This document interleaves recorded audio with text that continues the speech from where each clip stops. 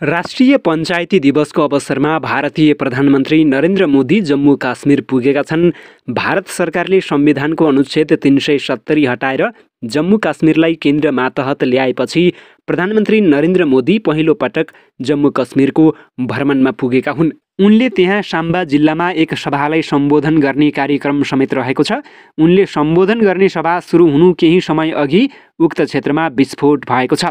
विस्फोट स्थल मोदीले सम्बोधन गर्न लागेको सभास्थलबाट केवल 12 किलोमिटर टाढा रहेको भारतीय सञ्चार माध्यमले जनाएका छन्। उक्त विस्फोट खेतमा भएको बताइएको छ।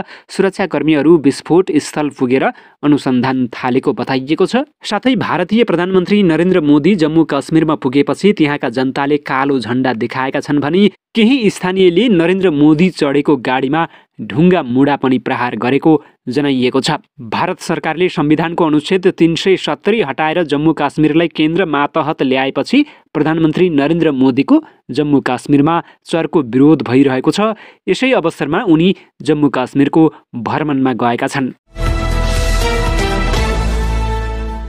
वैशाख 30 गते हुने स्थानीय तह निर्वाचनमा 72 घण्टा नेपाल भारत सीमा नाका बन्द हुने भएको छ। दुई देशका सुरक्षा अधिकारीको संयुक्त बैठकले यस्तो निर्णय गरेको सिराहाका प्रमुख जिल्ला अधिकारी लालबाबु कवाडीले जनाएका छन्। भारतको मधुबनी जिल्ला स्थित जयनगरमा बसेको दुवै देशका सुरक्षा अधिकारीहरूको संयुक्त बैठकले स्थानीय निर्वाचनको 72 घण्टा अगाडिबाट सीमा नाका बन्द गर्ने निर्णय गरेको हो। खुल्ला सीमा नाकाका कारण निर्वाचनका बेला सुरक्षा चुनौती बढ्न सक्ने भएकाले 72 घण्टा अगाडिदेखि सीमा नाका बन्द गर्ने निर्णय भएको पर्जीय कवाडीले बताएका छन्।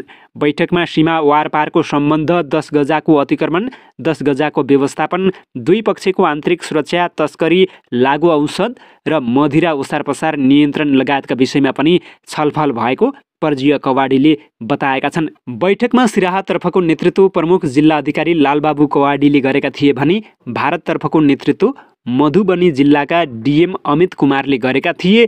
बैठकमा पर्जीय कवाडी सहित धनुषाका प्रमुख जिल्ला अधिकारी सुरेन्द्र पौडेल, सप्तरीका प्रमुख जिल्ला अधिकारी जनार्दन गौतम र महोत्तरीका प्रमुख जिल्ला अधिकारी वासुदेव दाहाल लगायत चारै जिल्लाका सुरक्षा निकायका प्रमुखको सहभागिता रहेको थियो। नेपाल भ्रमणमा रहेको अमेरिकी संसदीय टोली स्वदेश फर्किएको छ। 3 दिने भ्रमणमा शुक्रबार नेपाल आएको 5 जना सांसदहरूको टोली आइतबार स्वदेश फर्किएको हो। टोलीले शनिबार प्रधानमन्त्री शेरबहादुर देउबा, प्रमुख प्रतिपक्षी दल एमालेका अध्यक्ष केपी शर्मा ओली, परराष्ट्र मन्त्री नारायण खड्गासँग भेट गरेको थियो। नेपाल र अमेरिका बीच कूटनीतिक सम्बन्धको 75औं वर्षगाँठको अवसरमा सेनेटर क्रिस्टन जेलीब्रान्डको नेतृत्वमा टोली नेपाल आएको थियो। नेपाल र अमेरिका बीच सन् 1947 मा कूटनीतिक सम्बन्ध स्थापना भएको थियो। टोलीका अन्य सदस्यहरूमा सिनेटरहरू, माथिल्लो सदनका शेल्डन व्हाइट हाउस, कोरी बुकर र मार्क केली टोलीका रहेका थिए। त्यसैगरी सांसद मेन्डियर जोन्स पनि रहेका थिए।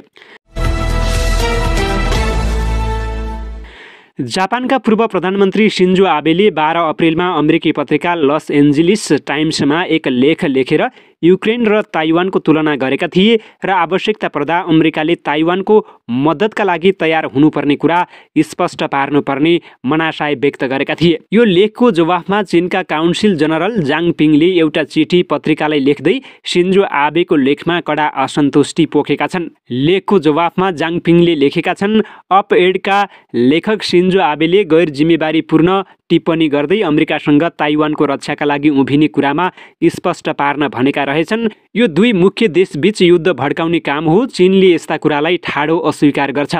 ताइवान र युक्रेनको स्थितिको तुलना गर्न सकिँदैन। ताइवान चीनको अभिन्न हिस्सा हो, जहाँ पिपुल्स रिपब्लिक अफ चाइना नै एकमात्र कानुनी सरकार हो। यो एक चीन नीतिबारे चीन, अमेरिका र चीन जापानको कूटनीतिक सम्बन्धका बेला नै स्पष्ट पारिसकिएको छ। ताइवान खाडीमा ताइवानको मूल कारण ताइवानी अधिकारीहरूले एक चीन नीतिलाई मान्यता दिन अस्वीकार गर्नु हो। केही बाह्य शक्तिहरूले ताइवानको स्वतन्त्रताका लागि पृथकतावादी शक्तिहरूलाई बढावा दिएका छन्। यो अन्तर्राष्ट्रिय सम्बन्धका आधारभूत मान्यताहरूको गम्भीर उल्लङ्घन हो र यसले ताइवानको खाडीमा शान्ति र स्थिरतालाई गम्भीर रूपमा खतरामा पार्छ। ताइवानको प्रश्न चीनको सम्प्रभुता र क्षेत्रीय अखण्डताको मूल हितसँग जोडिएको छ। यो पूर्ण रूपमा चीनको आन्तरिक मामिला हो जसमा कुनै पनि प्रकारको विदेशी हस्तक्षेप स्वीकार गर्न सकिँदैन। यसको सम्प्रभुता र क्षेत्रीय अखण्डताको रक्षाका लागि चिनिया नागरिकको दृढ सङ्कल्प छ। हामी पुरा इमानदारी र हरेक प्रयाससँग शान्तिपूर्ण पुनर्मिलनको लागि प्रयास गर्नेछौँ, जसको अर्थ हामीसँग विदेशी शक्तिहरूको हस्तक्षेप र ताइवानको स्वतन्त्रता खोज्ने मुठ्ठीभर पृथकतावादीहरूको गतिविधिलाई जवाफ दिने सबै आवश्यक कदम चाल्ने विकल्प छ। 12 अप्रिलमा शिन्जो आबेले आफ्नो लेखमा भनेका थिए, युक्रेनमाथि रुसको आक्रमणले थुप्रैलाई चीन र ताइवान बीचको बिग्रदो सम्बन्धको स्मरण दिलाइरहेको छ। तर जहाँ युक्रेन र ताइवानको स्थितिमा 3 समानता छन्, त्यस्तै केही समानता यहाँ पनि छ। पहिलो समानता यो हो कि ताइवान र चीन बीच सैन्य शक्तिको निकै ठुलो अन्तर छ। ताइवानको तुलनामा चीनको सेना धेरै नै बलियो रहेको छ। ठिक त्यस्तै जस्तो युक्रेन र रुस बीच सैन्य क्षमतामा ठुलो अन्तर रहेको छ। यो अन्तर हरेक वर्ष गहिरिँदो रहेको छ। दोस्रो, न त युक्रेन न ताइवानसँग औपचारिक सैन्य सहयोगी छन्। दुवै देश एक्लै खतरा र हमलाको सामना गर्नका लागि बाध्य रहेका छन्। तेस्रो, रुस र चीन दुवै संयुक्त राष्ट्र सुरक्षा परिषदको स्थायी भिटो पावर भएको सदस्य हुन्। त्यसैले संयुक्त राष्ट्रको मध्यस्थतामा ती सङ्घर्षका लागि विश्वास गर्न सकिँदैन जसमा उनीहरू समावेश रहेका छन्। युक्रेनमाथि वर्तमान रुसी हमलाको मामिलामा पनि यस्तै भएको छ र ताइवानमाथि भविष्यको कुनै पनि सङ्कटमा पनि यस्तै हुनेछ। तर ताइवानका आसपासको स्थिति थप असहज गर्ने खालको रहेको छ। ताइवानका कोही पनि सहयोगी छैनन्, तर उसँग ताइवान सम्बन्ध अधिनियम सन् 1979 को अमेरिकी कानुन छ। यस अनुसार अमेरिकाले ताइवानलाई आत्मरक्षाका लागि सक्षम बनाइराख्न आवश्यक उपकरणको आपूर्ति गर्नुपर्नेछ। अमेरिकाले ताइवानमाथि आफ्नो पक्ष स्पष्ट रूपमा राख्दैन, त्यसैले यो कानुन हमला गरेको खण्डमा अमेरिकाले ताइवानको रक्षा गर्नेछ भनेर भन्नका लागि मात्रै हो। यद्यपि यो व्यवस्था अब फेरिनुपर्छ। युक्रेनमाथि रुसको हमलाको जवाफमा अमेरिकाले छिट्टै नै स्पष्ट पारेको थियो कि उसले युक्रेनको रक्षाका लागि त्यहाँ आफ्नो सेना पठाउने छैन। तर जब ताइवानको कुरा आउँछ तब अमेरिकाले रणनीतिक अस्पष्टताको नीति अपनाएको छ। ताइवानसँग जोडिएको सङ्कटमा अमेरिकाले हस्तक्षेप गर्छ वा गर्दैन भन्ने स्पष्ट छैन। यो युक्रेन र ताइवानको सन्दर्भमा एउटा ठुलो अन्तर हो। अमेरिका ताइवानमाथि हमलाको जवाफ दिने तरिकामा आफ्नो स्थितिलाई खुलेर बताउँदैन। भारतीय अर्थमन्त्री निर्मला सीतारमणले भारतलाई आफ्नो सिमाना रक्षा गर्न रुसी सहयोग चाहिएको बताएकी छन्। भारत र रुस लामो समयका साझेदार हुन्। नयाँ दिल्लीले आफ्नो अधिकांश सैन्य सामग्री मस्कोबाट खरिद गर्ने गर्छ। चीन र पाकिस्तानलाई सङ्केत गर्दै सीतारमणले भनिन्, भारत आफ्नो सुरक्षा गर्न पर्याप्त बलियो हुनुपर्छ। भारत युरोपेली युनियन, पश्चिमा देश र स्वतन्त्र तथा उद्धार विश्वसँग मित्र हुन चाहन्छ। उनले थपिन्, तर कमजोर मित्रको रूपमा होइन जसलाई जहाँ पनि सहयोग चाहिन्छ। अन्तर्राष्ट्रिय मुद्रा कोष र विश्व बैङ्कको वार्षिक बैठकमा भाग लिने क्रममा हाल सीतारमण वाशिङटनमा छिन्। राजनीतिक विज्ञहरूले यसलाई आफ्नो सबैभन्दा ठुलो सैन्य वितरक रुसमाथि भारतको निर्भरता घटाउन पश्चिमा देशहरूले चालेको कदम भएको बताएका छन्। भारतले युक्रेनमा रुसी हमलाको विरुद्धमा राष्ट्रसङ्घको सुरक्षा परिषदमा मतदान नगरे पनि युक्रेनी सहर बुचामा भएको नरसंहारको निन्दा गरेको छ। नयाँ दिल्लीले किभलाई मानवीय सहायता उपलब्ध गराएको छ। प्रधानमन्त्री तथा नेपाली कङ्ग्रेस सभापति शेरबहादुर देउवाको गृह जिल्ला डडेलधुरामा अन्तत नेपाली कङ्ग्रेस विभाजित भएको छ। कङ्ग्रेस डडेलधुराको 7औं जिल्ला अधिवेशन तथा 24औं महाधिवेशनदेखिको विवादका कारण डडेलधुरा कङ्ग्रेस विभाजन भएको हो। विभाजनसँगै स्थानीय तहको निर्वाचनका लागि काङ्ग्रेस र नेपाली काङ्ग्रेस बीपीले डडेलधुरामा छुट्टा छुट्टै उम्मेदवारी दर्ता गर्ने भएका छन्। कङ्ग्रेसको 6औं जिल्ला अधिवेशनबाट निर्वाचित पार्टी सभापति तथा डडेलधुरा जिल्लाको प्रदेश खबाट निर्वाचित प्रदेशसभा सदस्य कर्णबहादुर मल्ल पक्ष नेपाली कङ्ग्रेस बीपीबाट स्थानीय तहमा उम्मेदवारी दिने तयारीमा जुटेको हो। काङ्ग्रेस सभापति देउवाले अन्तिमसम्म पनि गृह जिल्लाको पार्टी मिलाउनमा चासो नदिएपछि आफूहरू कङ्ग्रेस बीपीबाट स्थानीय तहको निर्वाचनमा जानु परेको विद्यार्थी नेता तेजराज भट्टले बताएका छन्।